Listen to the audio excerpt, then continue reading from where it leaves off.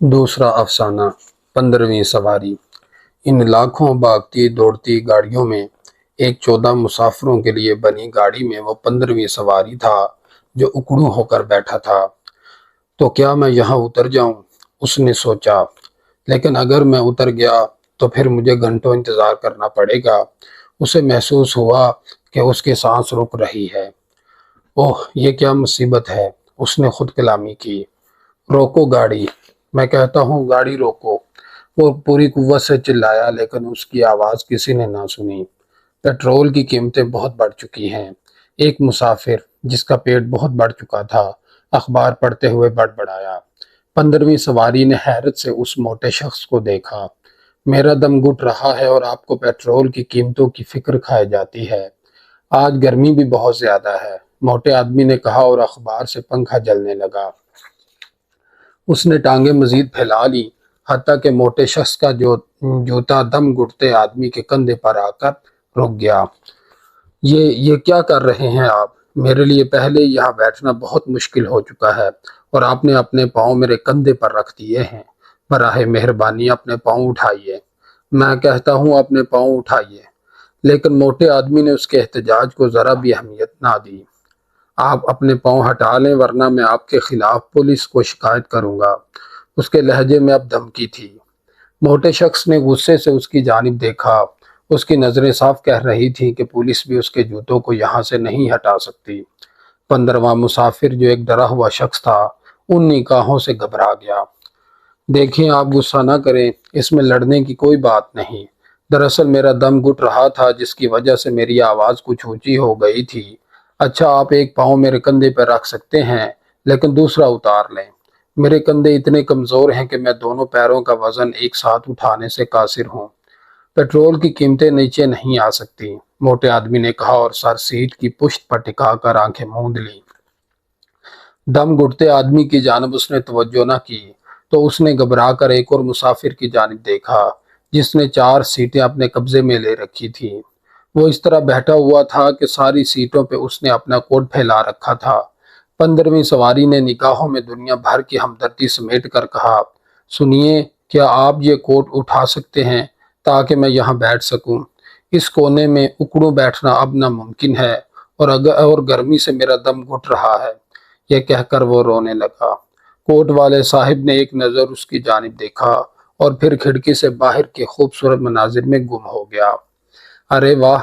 تو یہ ہے شہر کی سب سے شاندار اونچی عمارت جس کی چھت اتنی بلند ہے کہ آدمی بادلوں کو چھو سکتا ہے۔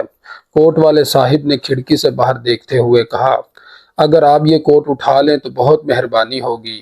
15ویں سواری نے پھر التجا کی۔ ہر طرف قانون کی بالادستی ہے، اسی لیے بڑی عمارتوں پہ لوگ خوشی کے گیت گا رہے ہیں، کوٹ والے صاحب نے کہا۔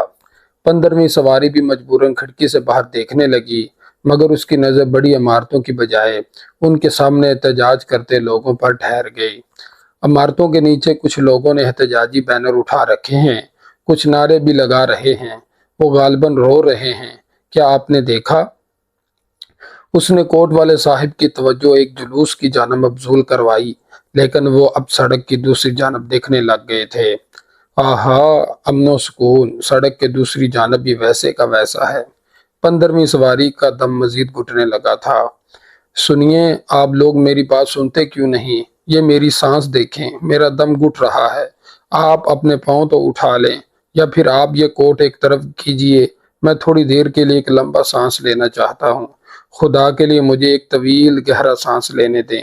مجھے ایسا محسوس ہو رہا ہے جیسے میں نے زندگی میں کبھی گہرا سانس نہیں لیا۔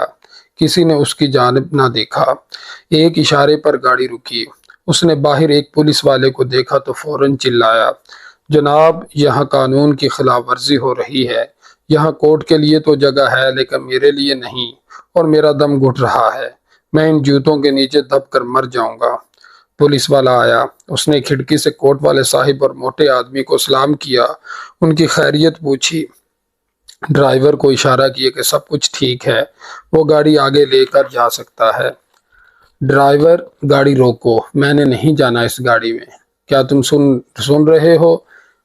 دم گھٹتا مسافر چلایا، آخر تم اس گاڑی کو روکتے کیوں نہیں؟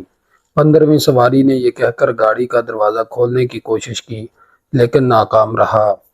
ڈرائیور نے ایک کے بعد دوسری سگریٹ جلائی اور گاڑی کی رفتار بے حد آہستہ کر دی، جس سے 15ویں سواری کی اذیت اور بڑھ گئی۔ یہ کیا مصیبت ہے، نہ مجھے نیچے اتارتے ہو اور نہ گاڑی تیز چلاتے ہو، اس طرح تو میرا دم لازمی گھٹ جائے گا۔ لوگوں، کیا تم دیکھ رہے ہو یہ گاڑی کس قدر سست روی سے اپنی منزل کی جانب رواں ہے؟ اس طرح تو ہم کبھی بھی اپنی منزل پہ نہ پہنچ سکیں گے۔ آخر تم لوگ ڈرائیور کو کچھ کہتے کیوں نہیں؟ اس نے آخری سیٹ پر بیٹھے 4 مسافروں کو کہا، جو اس طرح بیٹھے ہوئے تھے کہ پہلے 3 مسافروں نے چوتھے کی جگہ گیر رکھی تھی۔ وہ شاید بیمار تھا کہ اس کی سانس اکھڑ رہی تھی اور کبھی کبھار وہ زور زور سے کھانسنے لگتا۔ حالت سنبھلتی تو وہ باقی 3 مسافروں کی جانب دیکھتا تھا جو آپس میں کسی بات پر جھگڑ رہے تھے اور اس کی حالت سے بالکل بے پرواہ تھے۔ وہ گھبرا کر ہاتھ کھڑکی سے باہر نکال کر دوسری گاڑیوں کو پکڑنے کی کوشش کرنے لگا۔ ہاتھ باہر مت نکالو ورنہ گاڑی سے باہر گر جاؤ گے، 15ویں سواری نے اس سے کہا۔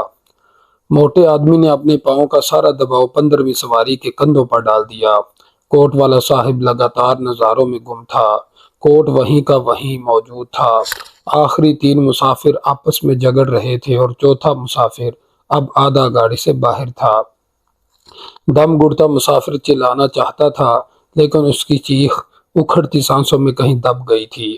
درد اس کے سارے جسم میں پھیل چکا تھا۔ مکمل اندھیرا چھانے سے پہلے اس نے جو آخری منظر دیکھا تھا اس میں کوئی بھی اس کی جانب متوجہ نہ تھا۔